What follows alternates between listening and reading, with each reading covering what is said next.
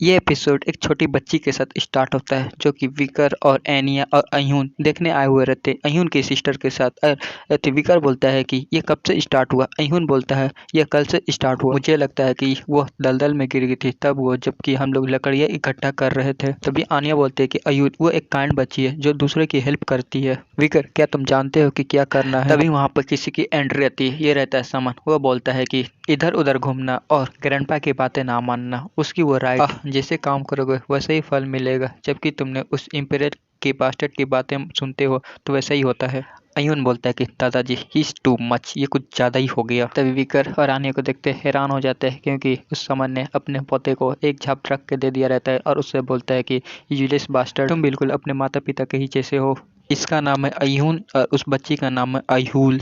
और जाते हुए बोलता है कि मैंने इसे पहले ही मेंशन कर दिया था कि ये एक गॉड का कर्स है, यही इसका आंसर है। तो रोना बंद करो और इस इम्पेरियल के बास्टर्ड के सामने ब्लक्स का नाक कटाना भी बंद करो। जबकि चीजें यहाँ तक पहुँच गई है तो मुझे यकीन है कि लीडर उसका ऐसी परमिशन जरूर दे देगी और वहाँ से चला जाता है। और आनिया बोलते कि वो ओल्ड मैन।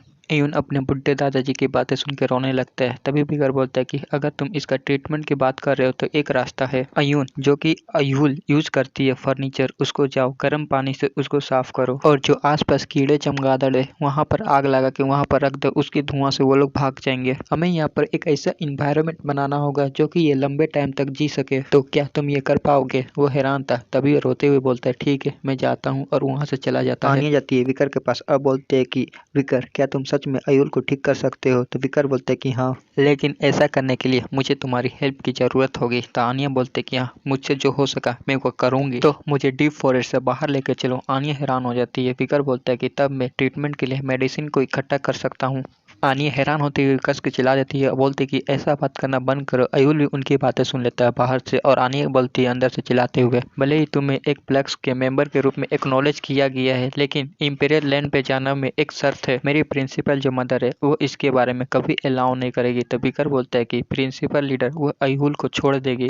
आनिया भी हैरान हो जाती है। बिगर बोलता है कि अगर तुम इसको सीक्रेट रखती हो कि मैं चुपचाप बाहर जाके वापस भी आ सकता हूँ और किसी को पता भी नहीं चलेगा, तो तुम इसके बारे में क्या सोचती हो? क्या तुम मुझे बाहर जाने दोगी? आनिया हैरान थी। वो बोलते कि मैं तभी सीन कट होता है। जंगल का सीन, आसमान से बारिश पड़ रही होती है और लहर इधर उधर उथल पुथल हो रही होती है। तभी देखते बिगर को जो भाग रहा होता है तभी उसे कुछ आवाज़ सुनाई देती है तो वो वहीं पर रुक जाता है और बोलता है कि तुम मेरा पीछा क्यों कर रही हो? तो ये रहती है आनिया। बिगर बोलता है कि क्या तुमने मुझे जाने को नहीं कहा था? आनिया बोलती कि चलो साथ में चलते हैं। बिगर बोलते कि तुम मेरे रास्ते में आओगे। तो आनिया बोलती कि तब तुम कहाँ जा रहे हो मुझे बताओ। तो बिगर बोलते कि नहीं।